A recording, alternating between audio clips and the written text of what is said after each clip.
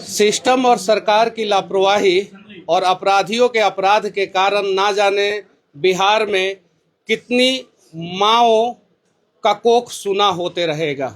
अभी एक माँ है हमारे साथ, बंटी यादव, एक ऐसा लड़का जो पूरे बिहार के लिए लड़ता था, खासकर पटना में करबिगहिया के लिए लड़ता था। और किस चीज़ के खिलाफ लड़ता था? सेक्स रैकेट के खिलाफ लड़ता था। उसको रात में 1 बजे पटना रेलवे स्टेशन से हजारों की भीड़ के सामने से कुछ अपराधी आते हैं, खींच कर लेके जाते हैं। लोग मौन रहते हैं, खामोश रहते हैं, कोई कुछ नहीं बोलता है।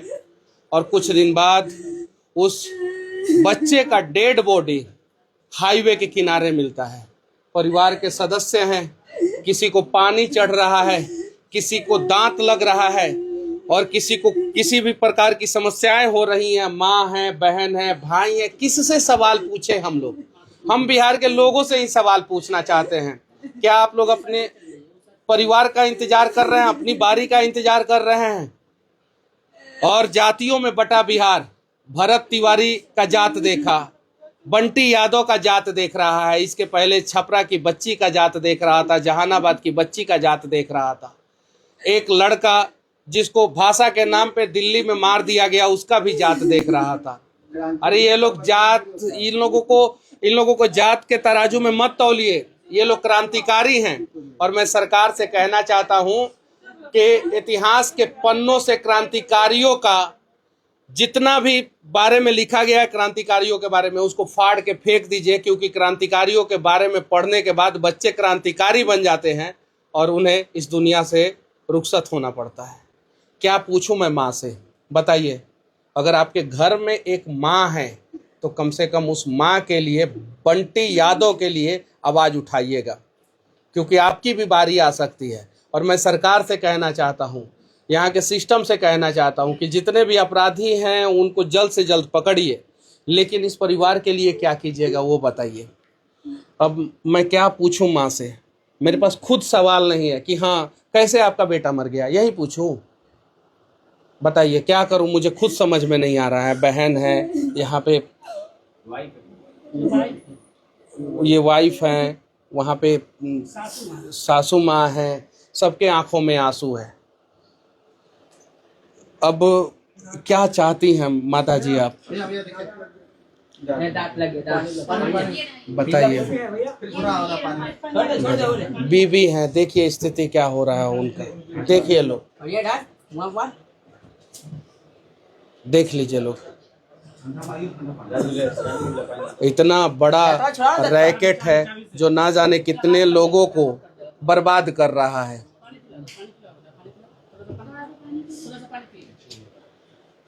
माँ क्या चाहती हैं आप? हम का सब भरोसा खत्म रे, का चीज चाहेंगे? बेटे हमारे जब पति मरला के बाद बाल बच्चा धन, बाले बच्चा चल गया तो कहा अब कहीं कुछ हमारा समझ में नहीं। कितने बेटे हैं आपके? 2 गो में एगो चल गई, एगो एक भाई अपने भाई के लिए यहाँ पे बैठा हुआ है, देखिए। भाई नहीं था, इसका पापा था वो, बंटी पापा ले, भाई ना। जब तक ना आवले सूता ना रे भाई, बउआ रे कहाँ है रे, भाई ना ले, पापा ले। भाई और पिता का दायित्व निभा रहे थे। क्या अब क्या चाहते हैं आप? बस हम चाहते हैं जैसे मेरा भाई गया, कल के और किसी का भाई और पति ना जाए। अपराधी जितने भी इसमें हैं सबको फांसी का सजा होना चाहिए और सबको मौत के घाट उतारना चाहिए। जैसे मेरे भाई के साथ हुआ, मैं एक छोटा भाई हूँ और जब मैं बॉडी खुद खो जाऊँ भाई का, और जब मैं बॉडी देखा हूँ भाई को, तो मैं बातों में बयान नहीं कर सकता। कब पता चला कि आपके भाई का किडनैपिंग हो गया है? ये 6 तारीख को रात में मेरे भैया फास्ट फूड का एक छोटा सा दुकान लगाते हैं यहीं पास में, और उनका रूटीन था दही लाना है। और ये मेरी भतीजी हुई, इनसे लास्ट बात हुई थी, तो ये बोली पापा दही लेते आइएगा, और वो बोले कि बेटा हम 10 मिनट में आ रहे हैं। और उसके बाद फ़ोन किए ही नहीं उठाए, तो सोचे पापा दुकान पर आ रहे होंगे। फिर ये सो गई, सो गई तो फिर उनका था कि दही ला के रख देना किचन में, नीचे भी सो जाना, वो रूम में किसी को डिस्टर्ब नहीं करते थे। आए तो अपना खाए, खुद से खाना निकाले, खुद से खा के सो जाते थे। और तो हम लोगों को लगा सो गए होंगे। जब सुबह इसको स्कूल जाना था तो उठाएं इसको और बोले कि जाओ पापा को बोलो छोड़ देंगे, तो पापा तो आए नहीं थे इनके। तो फिर हम लोगों ने नीचे देखा, फिर रोड पे गया कि दुकान तो बंद हो गया। तो फिर ये बोले पापा दही लाने गए महावीर मंदिर। तो जब उस साइड गया कि दही लाने गए होंगे तो वहाँ पे तो कुछ होगा ना, तो उस साइड गया तो पता चला कि वहाँ के जितने भी दुकानदार थे वो बोले कि बंटी को बीसी उर्फ रिवेश अमोनी ये सब 10-15 लड़का से उठाकर इनको गाड़ी में बैठा के लेके चला गया। तो फिर मैं पुलिस थाना गया, जक्करपुर थाना। तो हम लोग को कुछ समझ में नहीं आ रहा था सर, हम लोग को कुछ समझ में नहीं आ रहा था हुआ क्या। तो जक्कनपुर गए तो वो बोले कि मेरा मामला नहीं, आप कोतवाली जाइए। जी, कोतवाली गए तो उन्होंने बताया कि बड़े साहब नहीं आए, आप बैठिए वेट कीजिए, बैठिए और वेट कीजिए। उसी दौरान कम से कम 2 घंटा हम बैठे होंगे सर, 2 घंटा हम बैठे हैं। और 2 घंटा बैठे हैं और उसके बाद बड़े साहब आए। और 2 घंटे के बाद जब बैठ के हम आवेदन दिए, उसके दौरान हमको कुछ पता चला वहीं के लोग से, उसके दौरान एक को हम लोग गिरफ्तारी भी करवाए, उसके घर पे लेके आए और हम लोग उसको जाके थाना में भी दिया। उसका वीडियो भी है सर, जो बोला है कौन कौन है वो खुद ही बोला है कि वो खुद एक्सेप्ट किया कि हम बंटी को उठाए हैं, ऑटो में बैठाए हैं, फिर स्कॉर्पियो आया है, उसमें बंटी को बीसी ले गया। यहाँ तक उस दिन बोला कि जिसको बीसी उठाता है वो खपा देता है। मतलब इसके पहले भी वो लोग कांड किए होंगे तब ना वो जानता है कि खपा देता, उसको जिंदा नहीं रखता। बस उम्मीद में हम लोग खोज रहे थे सर। फिर उसके बाद हम उसको रोहित को देते हैं। जैसे यहाँ पे जब हम लोग लेके आए तो आसपास के 4 सीसीटीवी रिकॉर्डिंग आपने निकलवाया था कि पुलिस ने निकलवाया था? हम खुद निकलवाए हैं सर। आप लोग खुद निकलवाए? खुद ही निकलवाए। जब सीसीटीवी रिकॉर्डिंग आपने थाने में दिया तो उसके बाद से कोई कार्रवाई नहीं हुई? कोई कार्रवाई नहीं। उसके 1 घंटे के बाद हम लोग, ये मेरा भाई है, ये मेरा भाई, इन लोगों ने उसके घर से अवैध रंग का लड़कियों के साथ उसका संबंध बैठा हुआ था, उसको उठा के लाए। पहले तो वो बोला कि मैं रोहित नहीं मोहित हूँ, पूछिए मेरे भाई से, वो बोला कि रोहित नहीं मैं मोहित हूँ। जब उसको वीडियो दिखाएं तो ला के हम पकड़ के पुलिस वालों को दिए। तो उसको ऐसे ट्रीट किया गया ना सर कि जैसे उसको पुलिस वाले पहले से जानते हैं। वीआईपी। और उसको बिरयानी भी खिलाया गया। वाइट शर्ट उसका फटा हुआ था, उसको नया शर्ट वाइट में दिया गया और उसको आराम से बैठा के कोई कार्रवाई इस पे नहीं किया गया।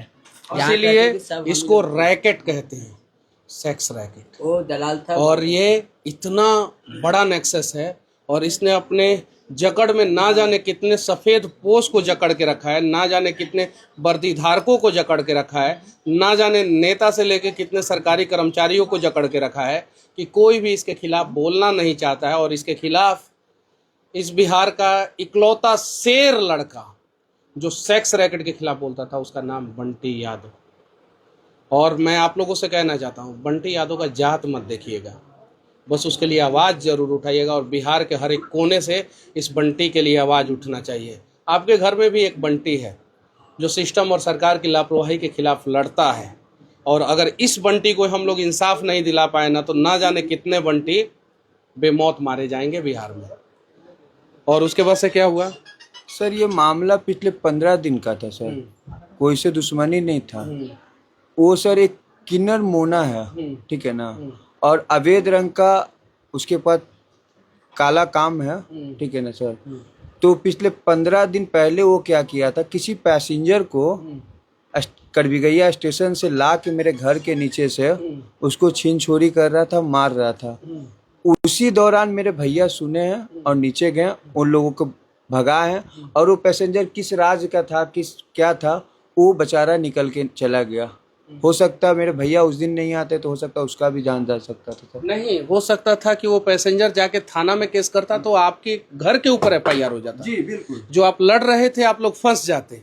ये भी हो सकता। जी जी सर जी।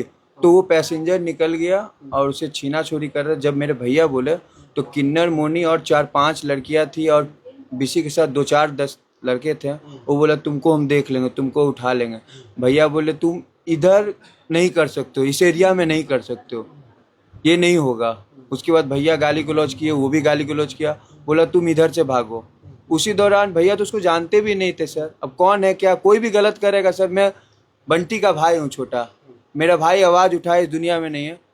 ये गलत पे मेरा भाई का सिद्धांत था कि गलत सहो मत, गलत देखो नहीं, गलत किसी के साथ करो नहीं, ये आवाज़ दबेगा नहीं। कितने लोग गिरफ्तार हुए हैं? अभी तक 3 लोगों को हम ही लोग ने गिरफ्तार करके दिए हैं सर। 3 लोग। जी। और बीसी का भाई, कितने लोग हैं इसमें शामिल? इसमें सीसीटीवी कैमरा में साफ है सर कि 8-9 लोग तो मेरे भाई को घेरे हुए हैं। 8-9 लोग घेरे हुए हैं, तो जाहिर सी बात है कि 5-6 लोग और भी होंगे। और उसके पीछे वहाँ पुलिस चौकी है, आप देखे होंगे शायद कि महावीर मंदिर से कितना पुलिस चौकी, जीआरपी, आरपीएफ में बहुत सारे पुलिस प्रशासन रहते हैं, तो उस दौरान पुलिस नहीं होंगे सर। आपके पति अब इस दुनिया में नहीं रहे, अब इंसाफ क्या चाहती हैं आप? इंसाफ ही चाहते हैं कि 4-5-6 लोग ले गए, उनको इनकाउंटर हो जाना चाहिए। उनको डर इस बात का है, भरत तिवारी जैसे लोगों का एनकाउंटर होता है, बंटी यादव जैसे लोगों को अपराधी मार देते हैं, अपराधियों का एनकाउंटर यहाँ पे नहीं होता। अगर होता तो शायद आपके भाई के साथ ऐसा नहीं होता है सर। और डर इस बात का है सर कि मैं भी आवाज़ उठा रहा हूँ, अपने भाई के सिद्धांत पे चलूँगा, तो ऐसा ना हो कि मुझे भी मार दिया जाए। आपके एक बेटा अब इस दुनिया में नहीं रहे, दूसरे बेटा को जान का खतरा है। कोई दिक्कत नहीं है, दूसरों बेटा के बलिदान दे दिए, बड़का बेटा मरा वही दिन बंद नहीं करेंगे, दूसरा बेटा मर जाएगा, एगो मर गया तो जिंदे न है, थोड़े तारे बक्सा में बंद करके नहीं रहूंगा सर। गलत मेरे भाई ने सुना ही नहीं था कभी, और बचपन से मैं भी छोटा भाई था, जैसे बचपना होता है किसी से झगड़ लेना या किसी को 2 बात बोल लेना, उस पर भी इतना, मेरा 24 साल उम्र होने जा रहा है सर, 23 साल, आज भी मुझे भैया मारते थे कुछ गलतियों पर। और देखिए, जो लोग यूट्यूबर के बारे में भला बुरा बोलते हैं, कहते हैं कि 1000 का माइक लेके उठ जाता है, सब बोलने नहीं आता है, चलने नहीं आता है, वहीं यूट्यूबर लोग यहाँ पे सभी लोग आए हैं, सुबह से शाम तक आके इस परिवार के लिए आवाज़ उठा रहे हैं। बड़े बड़े महलों में रहने वाले नेता यहाँ पे आइए आप लोग, और आके इस परिवार को इंसाफ दिलाने के लिए आवाज़ उठाइए। जितने लोग भरत तिवारी के घर गए थे, उतने लोग यहाँ पे भी आए, और सभी लोग आके इस परिवार के लिए, इंसाफ के लिए आवाज़ उठाए। और साथ ही साथ इस परिवार को पहले तो अभी सबसे पहले सुरक्षा दिया जाए, क्योंकि कुछ भी हो सकता है, तो पहले तो इस परिवार को सुरक्षा दिया जाए। और घर का हालात देखिए, इतनी ही चौड़ाई में घर है, इतना ही चौड़ा है ना घर? जी सर, जी सर। कुछ नहीं, कुछ नहीं रखे हैं? नहीं सर, कुछ नहीं। महल होता तो सर शायद फास्ट फूड का दुकान नहीं होता, उसी से घर परिवार चल रहा था, उसी से घर परिवार चल रहा था सर। बाबू, आपके पिताजी तो अब इस दुनिया में नहीं रहे, क्या कहना चाहती हैं? सरकार को, सिस्टम को, प्रशासन को क्या करना चाहिए? दांत लग गई उसकी। अब देखिए, ये स्थिति है।